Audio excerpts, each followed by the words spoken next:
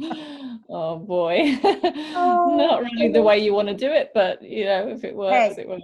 yeah, you got to find the high point of whatever it is. There Yes, is you a do. gift in there You got to find somewhere. the positive. No matter what, there is something. Always. So anyway, thank you again. And I'm going to go ahead and read that and see if I can do it without stumbling. You're fine. And if I do it with stumbling, so be it. Because the bottom line here is Doesn't let's matter. just have a good time, right? Right, exactly. We're not searching for perfection here. Oh, there is no such thing. There is no such thing. We want people to know us as we truly are. And Yes, heaven knows we are awesome, but not perfect. that's so true. So, okay. So, welcome to the Awesome Life podcast. I'm Karen Stultz, and I am here today with Linda Binns. And Linda is no stranger to transition and having to start over. She has lived in 5 different countries, 3 different states within the US, and with each move, she's had to start over. She's been divorced, homeless, and has recovered from overwhelming debt. She is now settled in Portland, Oregon, has been happily married for 27 years, and is living an awesome life that is, at one time, she never thought she would ever have and was even possible. Linda's mission as a coach, speaker, and author is to help professional women unleash their unique power so that they can live their best lives. Women come to Linda when life just feels like a struggle, and they're searching for those essential techniques, simple techniques, awesome techniques for freeing their energy, clarifying their focus, and incorporating their inner awareness, acceptance, and peace. So welcome, Linda. I'm so excited that you're here and joining us today. Well, thank you, Karen. I'm so happy to be here and having this opportunity to talk with you today. It's my pleasure. Oh, I tell us a little bit more. You have that's been quite the up and down and around, and we are here to let people know that indeed it's possible to change. Tell us more of your story. How'd you get here? How did I get here? Well,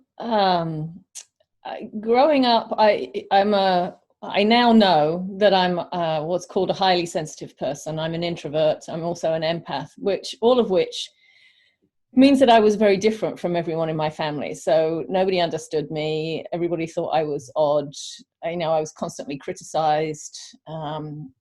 You're too sensitive. What's wrong with you? Why can't you be more like this person? So I learned very early on to shut down and just get through each day, and I escaped from home as soon as I possibly could. I left home at 17. I was married. I went to live in Malta, actually, another country. Oh, wow. Was married at 18, and for me at that time, it was absolutely the right thing to do because it put me into a family which was more accepting and loving, and it did help me. But of course, I was not prepared really emotionally for. I was too needy. I was not, in the right position to really be a success, to have a successful marriage. So I was divorced at 27. But that divorce left me in debt. My husband went off and left me with the debt, left me with the mortgage I couldn't afford to pay. So I lost my home, all of these things. And I really didn't feel that I was equipped to deal with any of that. It was just a case of one step at a time, just getting through things one day at a time. And it's not until, when you look back on it, I can see how all of that happened, why all of that happened, how I was in that position. And I can also see now how I came out of it.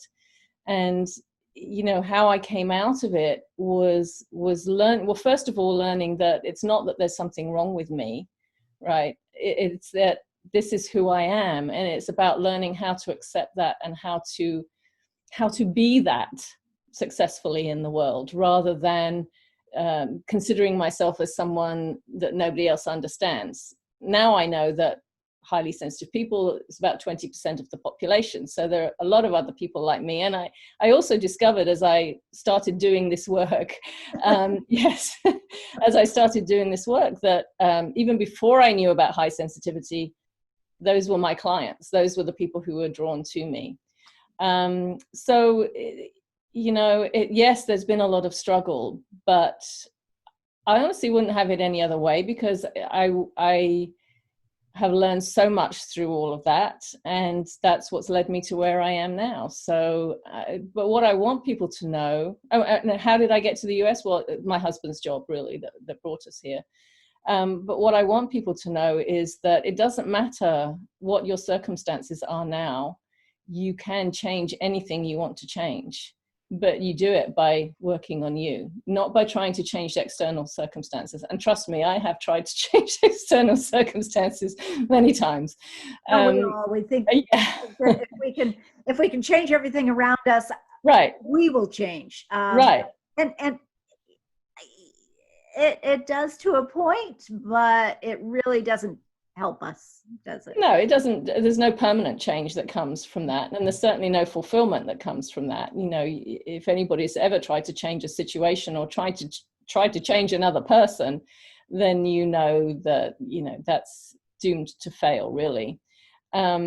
So it has been quite a journey, and I've had to start over many, many times. In fact, so many times that I think I even got to a point where that was the norm for me, and it was my expectation. I remember when I moved to where I am now, and the house I'm in now, and I just love where I am now. And I was talking to a friend, and she said to me, which I really took to heart, she said, "It sounds as though you don't know how to be in one place, how you don't know how to have stability." And I thought, yeah, that's really true, because I felt like I was ready to be on the move. You know, okay, something happens, I know how to pack everything up and move and start over. I know how to do that, but I didn't really know how to have any stability. So that's where I am now. That's what I feel it's about for me, is learning that stability and being okay with where I am, and not feeling like I have to be on the move all the time. Yeah. What sometimes I find is that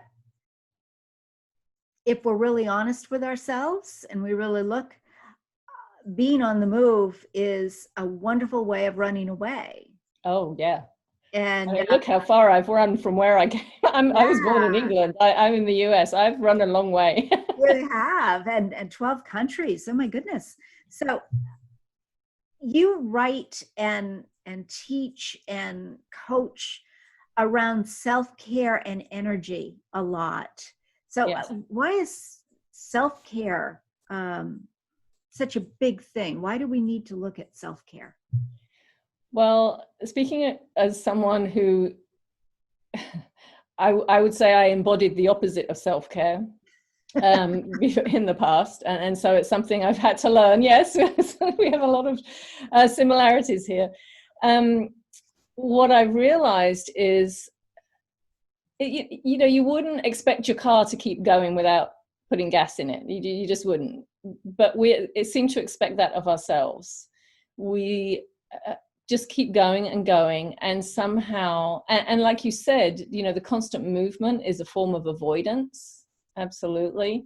It's a way of avoiding looking at ourselves. So I've had people say to me, you know, they say, "Oh, I really love what you're doing, and I really see the benefit of it, but I couldn't do that because I think that, you know, looking at myself is the hardest thing, and I don't think I'm going to like what I see." Mm-hmm. But so I do think there's a lot of avoidance there, but self-care is so important. I remember a friend telling me years ago, she said, "You've got to learn how to just to do one nice thing for yourself every day. Just think in terms of that." And it's so ridiculous now I think about it, but that was so hard for me then. And of course I overthought everything. I was like, well, what one thing do I do? And how long does it have to be? And how, you know, tell me what the thing is that I have to do. But as I started to just even embrace the idea I started to, and then start to incorporate that, I started to realize how much more effective and efficient it made me, and how much more I accomplished when I took care of myself versus when I didn't. You know, when I pushed myself to, I've got to get this done and I don't have time to take care of myself. I've got so many things to do. I actually accomplish far more with far less time and energy when I take care of myself. And the more I've learned that, the more I've embraced it, and the more I've gone more deeply into aspects of self-care and what it really means. And it's not just important, it's crucial. It's crucial for all of us to learn how to take care of ourselves.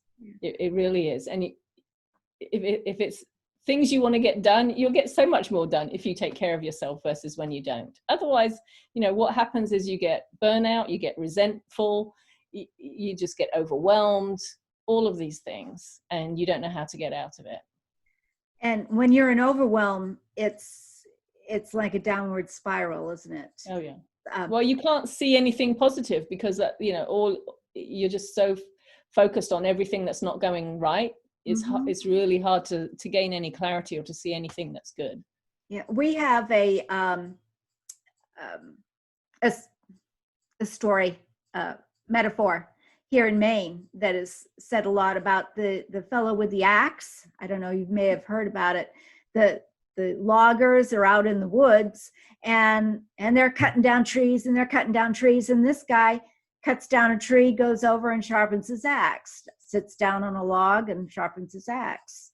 And then he goes back and he cuts down another tree, and then he goes and everyone else is cutting down trees. And then they don't understand at the end of the day why this fellow who has taken all this time sharpening his axe is cutting down more trees.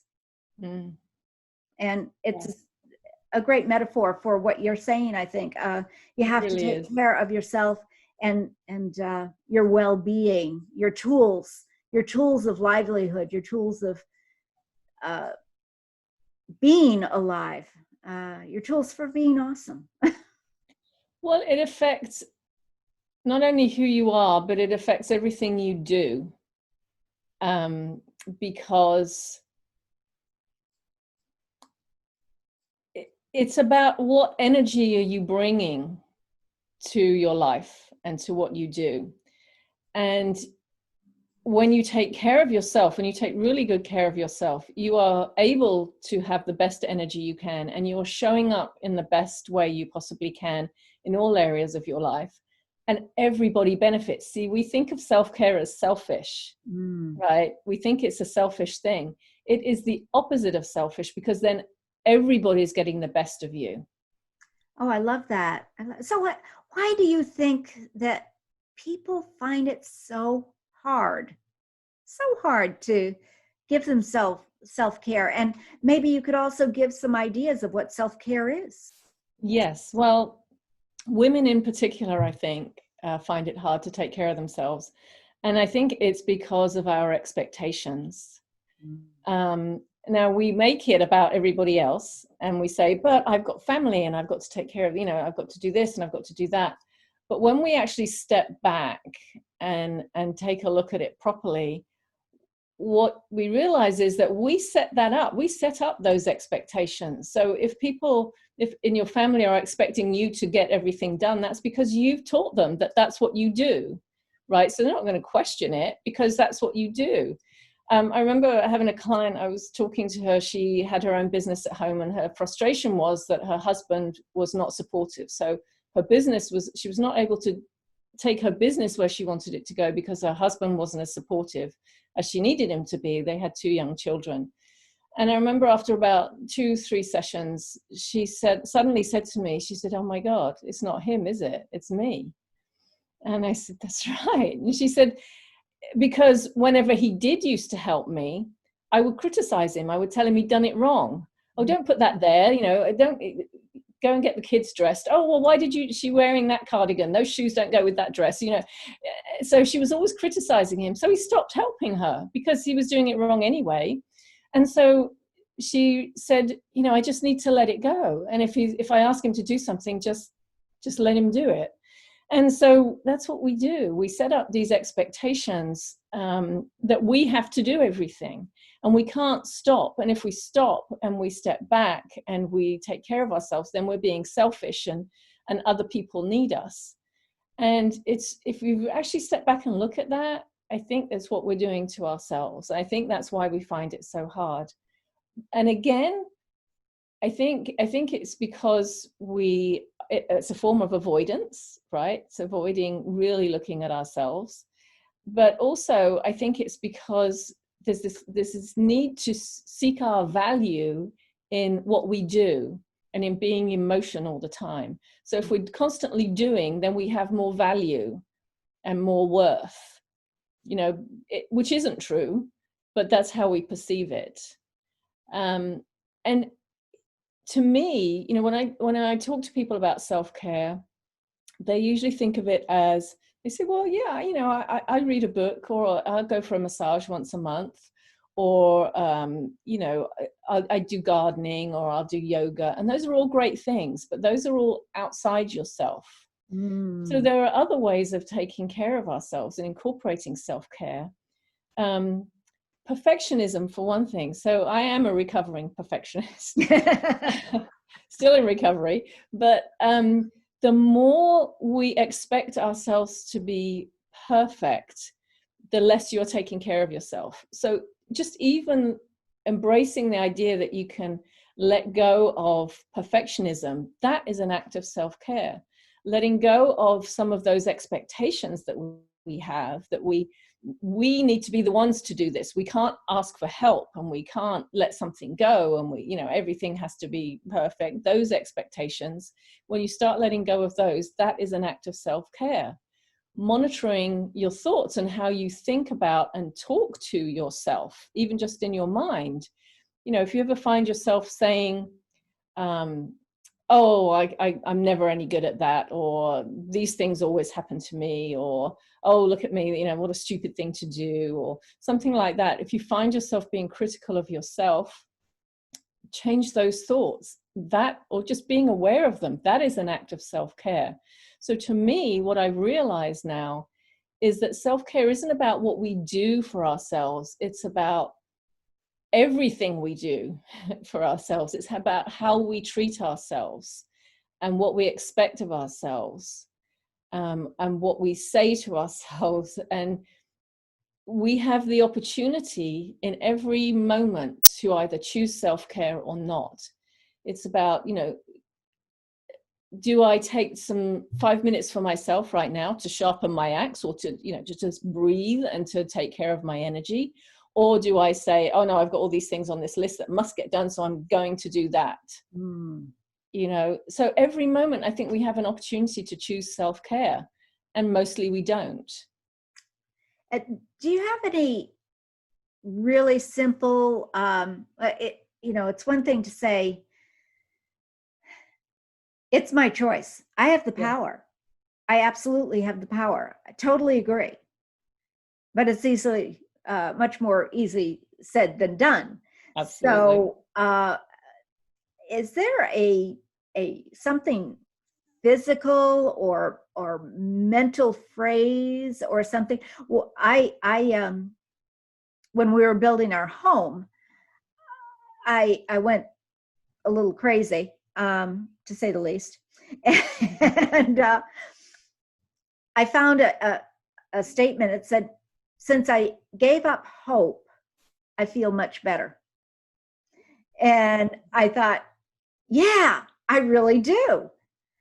And then I mentioned it to somebody, and she said, oh, Karen, never, ever, ever, ever give up hope. No. There's always hope.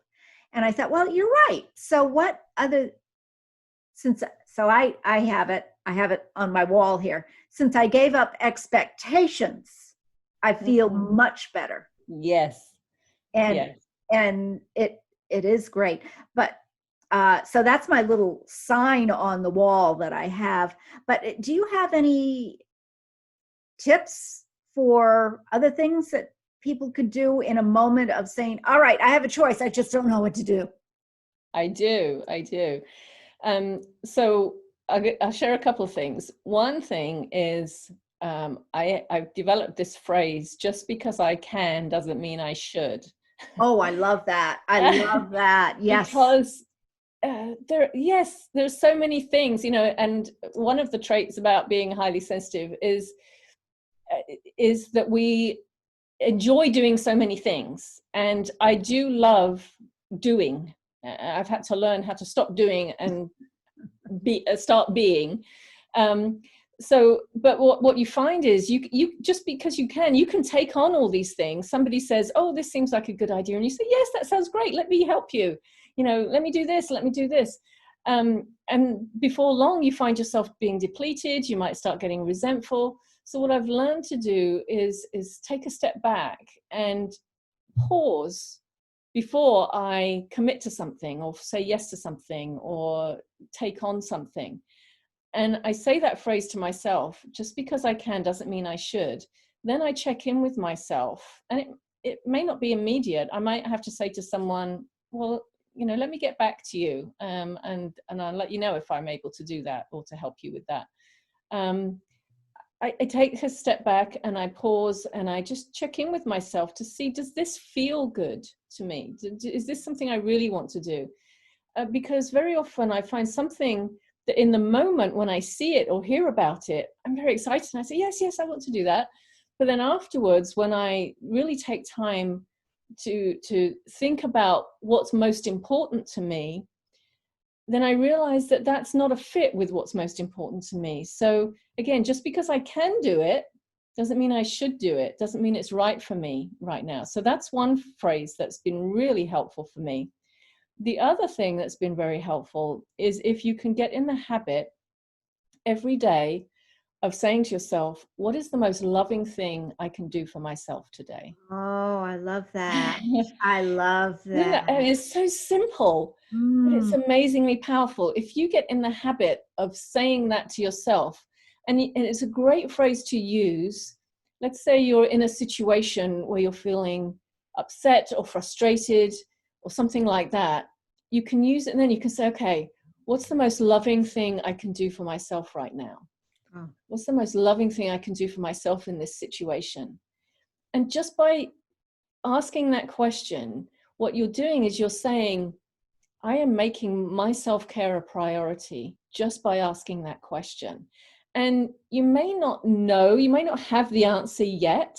It may not come immediately. So don't expect, some great answer to come, but just keep asking yourself that question. What is the most loving thing I can do for myself? And here's the thing though, when you receive some kind of answer or an insight or something comes into your mind, you must go with it, learn to go with it. So when I was first learning how to do all of this, I can remember there was one day in particular, I had a really long to-do list. And I was saying to myself, okay, how am I going to get all of these things done? And take care of myself through this. So what's the most loving thing I can do for myself? And how can I get these things done? And what came into my mind was go for a walk. And initially there's this part of my mind that says, are you kidding? I haven't got time to go for a walk. I've got this list of things to do.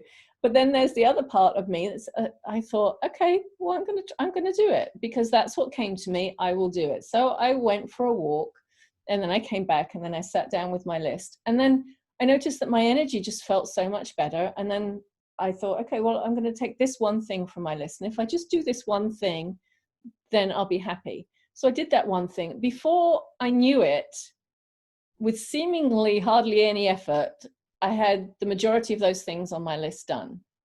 Now, I think if I had tried to force myself to get everything done on the list rather than going for a walk, I would have really struggled with it. So when you ask the question, you have to be willing to hear the answer and to go with it. Because, by doing something different, so if you're in a difficult situation and you're saying, what's the most loving thing I can do for myself right now? It may be to walk away, it may be just to be quiet, it may be to do something that seems completely unrelated. Just start trusting yourself and learning to go with it, because what you'll find is that it affects your energy in a way that then brings you clarity and allows you to deal with whatever the situation is in a much easier and more effective way. I love it. It just goes to show it does not have to be hard to have it work for you. No, it really life doesn't. can be simple. We're the ones who make it hard. We do. Again, I am the queen of that. You know, I remember my driving instructor saying once, years ago when I was learning to drive, he said to me, I don't know what we were doing. It's like reversing around a corner or something. And he said, he said, it's really interesting. He said, but you always find the difficult way to do it. and I've realized that that's been a theme through my life. It's like, I have found the most difficult way to do something rather than making it simple. But now I embrace simple. I've learned how to embrace simple. Isn't it a good feeling? And so that should give people hope, you know, because it is possible. So that's why I say it doesn't matter what your situation is right now, you can turn it around. And this is a wonderful starting point. If you learn how to start taking care of yourself and making your self-care a priority, your well-being a priority, you truly can handle anything. And the other beautiful thing, the part to that, is that you encounter fewer and fewer difficult people and situations. Things just start flowing in a much better way. When you start changing yourself, the world around you changes. Isn't that cool? Yes. And it's, you know, it is a hard concept to grasp. I understand that. And it was very hard for me. It took me a lot of years to get to this point. But what I want people to know is how simple it really can be if you allow it. I promise you that just being willing to ask yourself these questions, you know, this question, what's the most loving thing I can do for myself today or in this situation? And to say to yourself, just because I can do this doesn't mean I should do this, doesn't mean it's right for me right now. Those two things are life-changing. They are. That is a key for our listeners. I mean, that truly is a life-changing, simple questions. Yes. So you are awesome in every way. You have really shown how people can transform and make an amazing life. How can people get in touch with you? Probably the best way is through my website. It's very simple, lindabins.com. And I put together, if it's okay to mention this, I put together a resource sheet. So I'll just show you. It's wonderful. One little page of resources for self-care. There's 7 little resources and links to where you can go and get them. You don't have to sign up for anything. Just send me an email, linda@lindabins.com, and I will just say resources or resources for self-care, and I will very happily send that to you. Oh, wonderful. Thank you so much. That is huge. I know I'm getting that. I will send that to you. So before we go today, is there any last word or message that you would like to? Yeah, there's a quote that I really like, and it's by Jack Cornfield, not Canfield, but Jack Cornfield. And it says, if your compassion does not include yourself, it is incomplete. Oh. And that is so true. You have to make, you know, as the compassion that you give to others and the way you treat others, the way you treat your children, treat yourself that way, give yourself that love and respect, and everybody benefits. Love yourself first. Absolutely. And share that love with the world. I love that. That's a wonderful quote. Thank you so much, Linda. It has been such a pleasure, and I hope that we will continue our conversation in future podcasts and communications. Yeah, it's been a pleasure. Thank you, Karen. Thank you. Bye-bye. Bye. Oh, Linda, that's great. Thank you so much. Oh, is that all right for you? Yes, it was great. Yeah. Awesome. I just enjoy talking about these things. Anything that's, you know, helpful, but helps people to have an awesome life. Absolutely. Yeah. It's I think you and I both, as we're we were talking there, it definitely along the same lines. Yes. And Yes, I think so. it's so wonderful. It's never too late. It's never too late to create an awesome life. No, it isn't. It really is not ever too late. And that's why I always say to people, it doesn't matter what your situation is, you start from where you are and you can start making changes. You don't have to look back, you know, start from here and move forward. And yeah, that's sometimes they need to be shown that it's possible. Yes. And be willing to make that change. Yes. Yeah. Yeah. You have to be willing. You can't nobody else can do it for you, and you do have to be willing. But if they're coming to your podcast, you know, then I think they are willing, and even if they're not ready yet, you're planting seeds just with the information that you're sharing through this. So it's very valuable. Well, wonderful, wonderful people. Thank you so much. Oh, you're welcome. And just send me all the details, and I'll post it out everywhere as well. Okay, it will take me a couple of days because I'm having some challenges. The first one I got up just like that. Second one, almost. The third one, no. Fourth one, not working at all. So I've hired somebody to help me, but she's not sure she can yet. Okay. So bottom line of all of that, it will be, and I will figure out a way. And it's like you say, go for a walk or whatever, which is exactly what I did after trying to get the third one up there. Yes. I said, okay, it's time to go down to the post office and get out of the house. Yes. That's the best thing you can do. Just walk away from it. And yeah. So bottom line of all of that is it might be a week. Good. But I'll get it up there, and you are amazing, and I really appreciate it. Thank you so much. Thank you. It's been a pleasure. All right. Take care, Karen. Till next time. Bye-bye. Yeah, bye.